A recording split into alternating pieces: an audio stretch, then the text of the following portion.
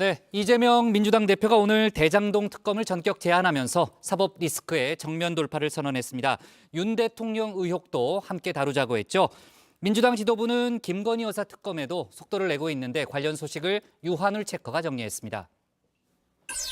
네, 5시 하면 다정해 정의원들의 뉴스 큐레이터 울체커입니다. 금요일에 뉴스픽 5 바로 시작하겠습니다.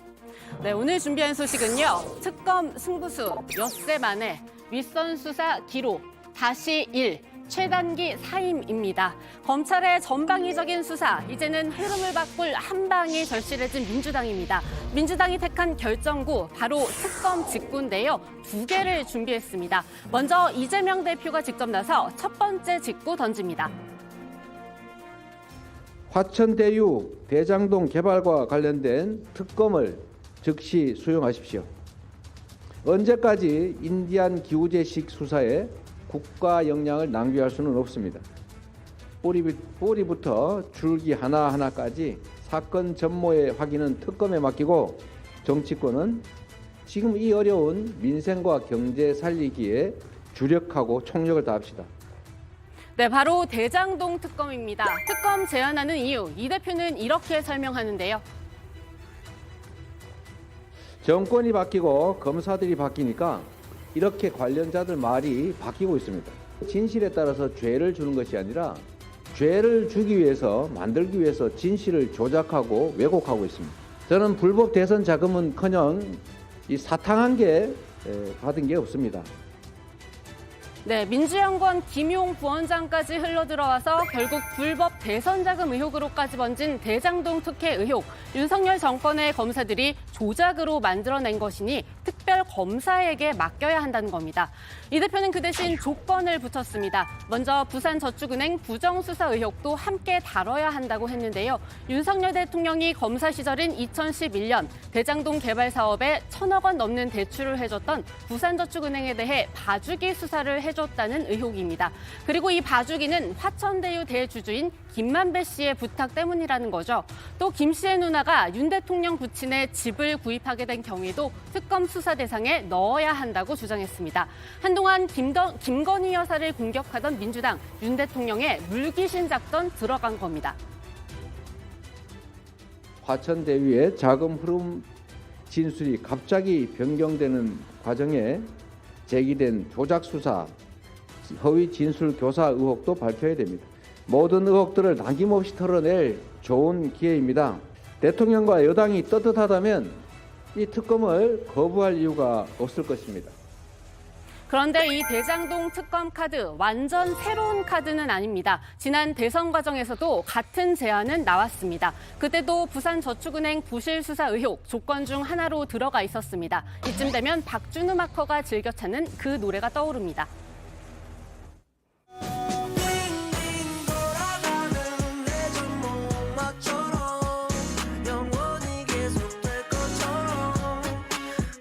의문이 남는다면 저는 그게 특검 형식이든 어떤 형태로든 더 완벽한 철저한 진상규명과 그의 엄정한 책임 추궁이 반드시 필요하고.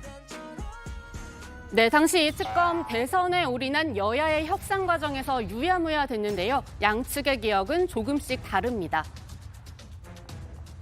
당시 윤석열 후보의 태도가 매우 모호하긴 했지만 그러나 당시에 국민의힘의 일관된 주장은 특검하자였습니다. 그런데 실제로 협상을 해보면 이상한 핑계를 대면서 사실상 특검을 거부했던 게 국민의힘입니다. 같은 해 11월 이재명 당시 후보가 마지못해서 형식적으로 특검을 수용하겠다고 하자 당시 송영길 민주당 대표가 철저한 검찰 공수처 수사를 다시 한번 강조한 것으로 이해하고 있다고까지 하면서 물타기를 했습니다.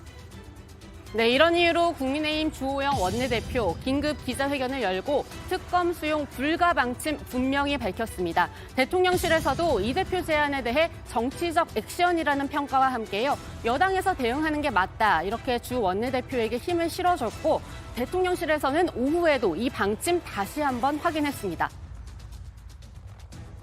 의도적인 시간 끌기, 물타기, 수사 지연의 다름이 아닙니다. 지난해 9월 이재명 당시 경기도지사는 특검 수사를 하면서 시간을 끄는 것은 적폐 세력들의 수법이라고까지 했습니다. 이 말씀이 그대로 맞는 것 같습니다. 수사가 제대로 진행되고 있으니까 특검 요구를 하면서 특검으로 가져가서 시간 끌기 하려고 하는 것 같습니다. 이 대표는 그런데도 민주당이 가진 힘을 통해서라도 반드시 하겠다 이런 입장 밝히고 있습니다. 하지만 그렇게 쉬운 일은 아닙니다. 특별검사 임명 이것도 법안을 발의해야 합니다. 그리고 다른 법안들과 마찬가지로 소관상임위 즉 국회 법사위를 통과하고 또 본회의를 통과해야 합니다. 국회를 통과해도 대통령이 거부권을 행사할 수 있습니다. 첫 단계인 법사위 통과부터 쉽지 않다는 전망 나옵니다. 그 전례가 바로 김건희 특별법입니다. 이재명 대표에 이어 박홍근 원내대표가 오늘 던진 민주당의 두 번째 직구이기도 합니다. 김건희 여사와 관련된 의혹들을 더 이상 검찰이나 경찰에 맡겨서는 규명될 수가 없습니다. 공정하고 중립적인 특별검사만이 국민들의 깊은 불신과 의혹을 풀어낼 유일한 길입니다. 여당도 성역 없는 수사 운운하고 있으니 떳떳하다면 특검을 피할 이유가 없습니다. 네, 이 김건희 특검 법안 이미 민주당 당론으로 발의돼 있습니다. 하지만 법사위에 계류 중입니다. 법안 상정해줘야 할 위원장 김도읍 국민의힘 의원이죠. 그래서 신속 처리 안건으로 지정하려고 해도 11명 찬성이 필요한데 민주당 법사위원은 10명입니다. 조정훈 시대전환 의원의 협조가 필요하지만 조 의원 반대 입장 분명히 하고 있습니다. 거기에 이 대표는 오늘 대장동 특검과 김건희 특검 연계하지 않겠다고 했습니다. 민주당 투톱의 역할 분담으로도 보이는데요. 그런데도 계속 김건희 특검 필요성 피력하고 나서는 박홍근 원내대표입니다. 224대 0. 이재명 대표를 둘러싼 압수수색이 최소 224건이나 진행되는 동안 김건희 여사 관련 압수수색은 단 한 건도 이루어지지 않았습니다. 그저 불공평인 정도가 아니라 아예 말이 되지 않는 상상조차 어려운 스코어 차이입니다. 네, 224대 0. 오늘 국회 법사위가 뽑은 원픽이었습니다. 여야 법사위원들은 이 수치 놓고 공방 이어갑니다. 지금 길거리에 현수막에 224대 0이라고 하는 현수막이 있습니다. 이런 객관적 현상을 보고 검찰이 중립적으로 수사를 한다 이렇게 생각하는 국민들은 아마 거의 없을 겁니다. 이재명 대표의 혐의와 범죄의 크기와 관련자들의 범위가 그만큼 크고 넓다는 것을 계속해서 자인하는 것이고 전국의 현수막을 걸면서 이재명 대표의 죄가 이렇게 크다라고 하는 것을 광고하는 것이라고 생각합니다. 저는 그 현수막이 2020년 대한민국 광고 대상이 돼야 된다고 생각하는데요. 네, 여야 법사위원들은 검찰의 민주연구원 압수수색 시도 또 거기에 따른 어제 대검 국감장에서의 충돌을 놓고도 오늘 또 목소리를 높였습니다. 우선 어제 여당 당독으로 법사위가 운영된 것에 대해서 유감스럽다는 말씀을 드립니다. 또 청와대 이전 예산을 또 줄이고 숨기는 권진성 의원님, 의사진행 발언하십시오. 예, 의사진행 발언입니다. 의사진행 발언을 좀 방해하지 마십시오. 그러니까 의사진행에 걸맞는 발언을 아니 하시라고요. 그러니까 의사진행 발언을 하고 있습니다. 어제 얼마나 좋은 기회입니까? 검찰총장 앞에서 정치보복 사유를 조목조목 따지시면 될 일인데 왜 국감은 피하고 용산으로 갑니까? 도대체 회의를 진행할 수가 없어. 당신 같은 사람 때문에 회의를 진행할 수가 없다고. 뭘 사과를 해?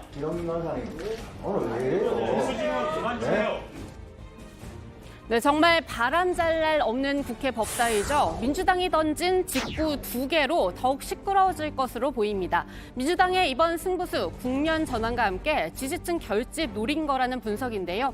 여도, 야도, 대통령실도 정쟁에만 치중하고 있다는 지적 나옵니다. 사정을 하더라도 신속 간단하게 빨리 하고 북한 문제, 경제 문제, 외교와 정치로 풀어야 된다. 이게 대통령께서 지금 취임하셔서 5개월 됐는데 네. 앞으로 5년간 국가를 어떻게 하겠다는 비전의 제시도 없이 매일 싸움만 하는 거예요. 낮에는 싸우고 밤에는 내일 싸울 것 연구하고 이러면 안 되죠. 네, 두 번째 픽은 엿새 만에입니다. 허영인 SPC 그룹 회장이 고개를 숙였습니다. 지난 15일 계열사 평택 공장에서 일하던 20대 여성 노동자 A씨가 숨진 지 엿새 만입니다. 다시 한번 고인과 유가족께 깊은 애도와 사죄의 말씀을 드립니다. 아울러 국민 여러분들께 심려를 끼쳐드리는 거듭 사과드립니다. 뼈를 깎는 노력으로 안전관리 강화를 물론 인간적인 존중과 배려의 문화를 정착시키고 신뢰받는 기업으로 거듭날 수 있도록 최선을 다하겠습니다. 네, SPC는 앞으로 3년간 1,000억 원을 투자해서 안전 경영 시스템을 대폭 강화하는 등 재발 방지 대책을 내놨습니다. 특히 사고 다음 날에도 다른 노동자들이 작업을 해야 했던 일을 콕 집으면서 어떤 이유로도 설명할 수 없는 일 이렇게 사과했는데요. 혹시 어제 이 발언 때문은 아닌가 싶습니다. 아무리 법이나 제도나 이윤이나 다 좋습니다만은 우리가 그래도 같은 사회를 살아나가는데 사업주나 우리 노동자나 서로 상대를 인간적으로 살피는 그런 최소한의 배려는 서로 하면서 우리 사회가 굴러가야 되는 게 아닌가. 참 너무나 안타까운 일이고 그래서 오늘 아침에 이 부분에 대해서도 경위 파악을 좀 지시를 했습니다.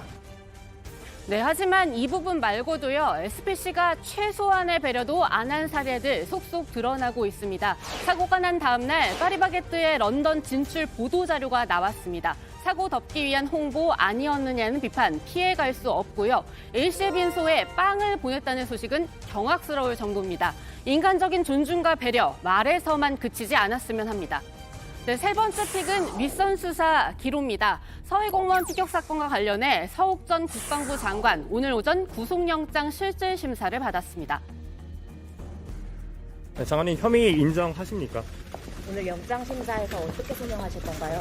합참 보고서에 허위 내용 쓰도록 지시하신 거 맞는지요? 네, 서 전 장관 공무원 고 이대준 씨가 자진 월북했다는 정부 판단과 어긋나는 군사 기밀을 삭제하도록 지시한 혐의를 받고 있는데요. 4시간의 신문 절차를 마치고 법원을 빠져나오는 서 장관을 향해서 이씨형 이대준 씨가 항의하기도 했습니다. 오후에는 김홍희 전 해경청장도 허위 수사 결과를 발표한 혐의에 대해 영장 심사를 받았습니다. 오늘 저녁 늦게 나올 것으로 보이는 두 사람의 구속 여부, 이번 수사가 윗선으로 올라갈지 판가름짓는 변수가 될 전망입니다. 네, 다음 픽은 다시 1입니다. 코로나의 겨울철 재유행, 그 조짐이 보이고 있습니다. 확진자 1명이 몇 명을 감염시키는지를 뜻하는 감염 재생산 지수, 1을 넘기면 증가세를 보이는 건데요. 9주 만에 1을 넘겼다는 소식 들어와 있습니다. 당국은 당장 반등했다기보다는 감소세가 주춤했다면서 수위를 더 지켜봐야 한다는 입장인데요. 집단 감염에 취약할 수밖에 없는 곳 중 하나, 바로 군대죠. 국방부는 백신 추가 접종 계획을 수립할 예정입니다. 네, 오늘의 마지막 픽은 최단기 사임입니다. 영국의 리즈 트러스 총리가 44일 만에 사임했습니다. 섣부른 부자 감세안을 꺼내들었다가 철회하는 등 경제정책 실패의 책임을 지고 섭니다. 이로써 영국 역사상 최단기 재임 총리라는 오명도 안게 됐는데요. 한 현지 매체는 양상추의 싱싱함이 더 오래 갔다면서 풍자에 나섰습니다. 네, 오늘의 뉴스픽은 여기까지입니다. 정혜연님들 이번 주도 고생 많으셨고요. 저는 들어가서 원픽 뽑겠습니다. 뉴스픽 5였습니다.